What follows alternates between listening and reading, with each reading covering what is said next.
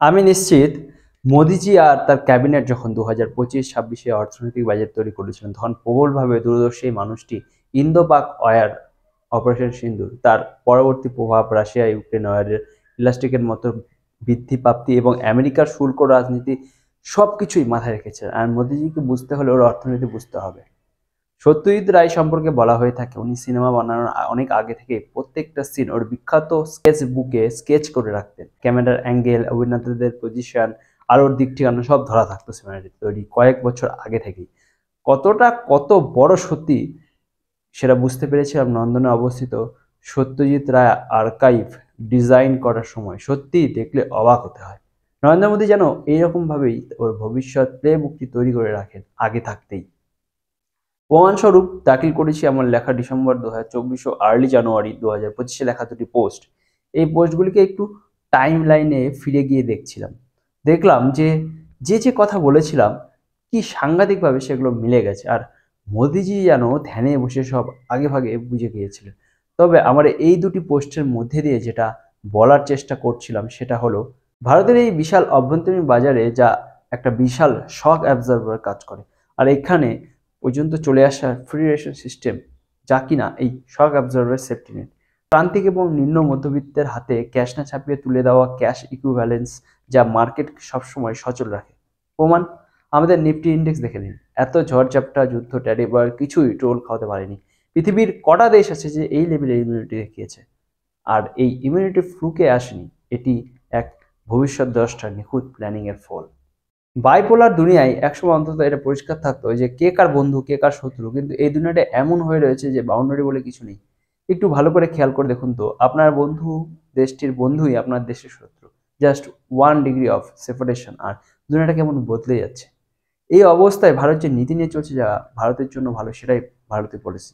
এর চাইতে ভালো আর কিছু হয় না। তাই আমেরিকার সাথে হাইটেক কোলাবোরেশন বাড়ছে, রাশিয়ার থেকে তেল কেনা চলছে, ইসরায়েলের সাথে টেপের আদান প্রদান চলছে, ইরানের সাথে বাণিজ্য চলছে, সমান তালে চলছে। ভারতের অর্থনৈতিক শ্রীবৃদ্ধি এই বাজারে 7% ইয়ার গ্রোথ মুখের কথা নয়। ইন্ডিয়ান রুপি এই মুহূর্তে পৃথিবীর অন্যতম স্টেবল কারেন্সি। আজ পৃথিবীর সবচেয়ে উঁচু রেল ব্রিজ চেনাব দিয়ে দিল্লি দিয়ে সোজা কাশ্মীরে যাবে বন্দে ভারত স্লিপার। নয়ডায় তৈরি হচ্ছে এশিয়ার বৃহত্তম এয়ারপোর্ট। অন্ন যোজনার ফ্রি রেশন পাচ্ছেন 81 কোটি মানুষ। তাদের যে টাকা পাচ্ছে সেই টাকা বাজারে আসছে, গ্রাম থেকে শহর লগ্নি বাড়ছে দিন দিন। কারেন্সির নোট না ছাপিয়েও যে লোকের হাতে এক্সট্রা পয়সা দেওয়া যায়, ইকোনমিক রেজলিউশনস আনা যায়, তার সেরা প্রমাণ এই ফ্রি রেশন ব্যবস্থা। এই মুহূর্তে ভারত তার সেরা সময় দিয়ে চলছে। সবচেয়ে আসার কথা হলো সাধারণ মানুষ ডোর পলিটিক্সকে রিজেক্ট করেছে, শিখেছে, ডিজিটাল ইকোনমির সঙ্গে অংশ হতে চলেছে। ভারতের অধিকাংশ G2C সার্ভিস আছে ডিজিটাল, আর 2 বছর পর একটুও ভুয়ো বেনিফিশিয়ারি ভারতে থাকবে না। পৃথিবীর আধুনিকতম বৃহত্তম ডিজিটাল পাবলিক ইনফ্রাস্ট্রাকচার সেটা হতে দেবে না। সারা পৃথিবীর কাছে একটাই মেসেজ, আমরা কারোর ক্ষতি করিনি, ক্ষতি চাই না কারো। আমরা কখনো নিজে থেকে কাউকে আক্রমণ করিনি, করবও না। আমরা নিজের ভালোটা নিয়ে আছি, ভারতকে ভারতের মতো থাকতে দিই। তবে অকারণে চর মারলে অন্য গাল তো বাড়বেই না, উল্টে আপনার গালটাই খুঁজে পাওয়া যাবে না। রনচেস্টার ইনস্টিটিউট অফ টেকনোলজির এক প্রফেসর আমার এক কথা বলেছিলেন যে ইকোনমিক্স আর ইমিউনিটির মধ্যে একটা অদ্ভুত মিল আছে। দুটোতেই 2 আর 2 যোগ করলে 4 নাও হতে পারে, আর 2 বা 3 হওয়া আশ্চর্য নয়, কারণ দুটোরই কোনোটাই ক্লাসিক্যাল সায়েন্স না, অনেকটাই এম্পেরিক্যাল। এক বন্ধু জিজ্ঞেস করেছিল কেন ফ্রি রেশন ব্যবস্থাকে ডোর পলিটিক্স বলা হবে না। উত্তরটা দেওয়ার চেষ্টা করছে, অর্থনীতিকে বিজ্ঞান না বলে বিজ্ঞান ভিত্তিক একটি প্র্যাকটিস বললেই বোধ করে সুবিচার করা হবে। এর অসংখ্য ভেক্টর আর ভেরিয়েবল কয়েকটা ওয়েদার সায়েন্সের মতো। তাই এই থিওরিটিক্যাল ফাউন্ডেশন যতটা দরকার ততটাই প্রয়োজন এর প্র্যাকটিসের সাথে সাথে মাটির যোগাযোগ ব্যাপারটা। লোকে যেমন গাড়ি কিনলেই গাড়ির ইন্ডাস্ট্রি চলে না, চলে গাড়ির চাকা খুললে, তেমনি দেশের অর্থনীতি মানুষের হাতে টাকা থাকলেই অর্থনীতি চাঙ্গা হয় না। অর্থনীতি চলে যখন মানুষের টাকা বাজারে দ্রুত হাত বদল টার্মে, যখন টাকা বাজারে খাটে। কোভিডকার এই টাকার বাজারে পুরো বসে গিয়েছিল। মানুষ অফিস যাচ্ছে না, দোকানপাট বন্ধ, গাড়ি ঘোড়া চলছে না, বেড়াতে বেরোচ্ছে না, টাকা পয়সা হাত বদল হবে কি করে? তাই বাজারে টাকার আকাল শুরু হয়। এর উপরে রয়েছে মানুষের সেন্টিমেন্টের ব্যাপারটা। সবাই ভয় খেয়ে রয়েছে, কাল কি হবে কেউ জানে না। 4টা পয়সা হাতে থাকলে মানুষ সেইটাই আঁকড়ে বসে থাকছে। অনেকের ইনকাম বন্ধ, কয়েকটি সেক্টরের লোক যেমন আইটি সেক্টরের লোকজন বাড়ি থেকে কাজ করে, পুরো স্যালারি পেলে সেই স্যালারি বাজারে খাটতে আসছে না, কারণ বাজার ব্যাপারটাই বন্ধ। এমন অবস্থায় আসে অর্থনৈতিক ডিপ্রেশন বা মন্দা। এই ডিপ্রেশন কাটাতে লোকের হাতে আরো বেশি টাকা আসার দরকার। অনেক দিকে দেশের রোজ খেটে খাওয়া মানুষগুলো কোনো রোজগার নেই, যা সামান্য সঞ্চয় সেটাও ফুরিয়ে যাবার মুখে। এই অবস্থায় মানুষগুলি আয় কম হলেও এদের সংখ্যা অনেক, তাই এদের টাকাও বাজারে আসা বন্ধ হওয়া সেটাও ভালো ইম্প্যাক্ট ফেলেছিল টাকার বাজারে। তার উপর আর একটা বড় সমস্যা হলো এরা খাবে কি করে, এদের জমানো টাকা তো বেশি নয়।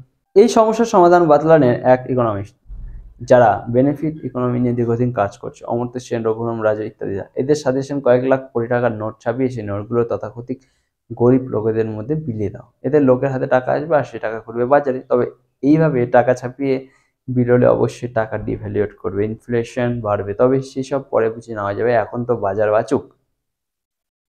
যেটা ওরা বলেননি সেটা হলো এই টাকা ছাপার চক্করে পড়ে অনেক দেশের অর্থনীতি যে পার্লামেন্ট ড্যামেজ হয়েছে সেটা থেকে আর তারা রিকভার করতে পারেনি। কিন্তু এছাড়া উপায় কি? মানুষের হাতে টাকা না দিলে তো বাজার ধসে পড়বে আর বেশি সময় লাগবে না।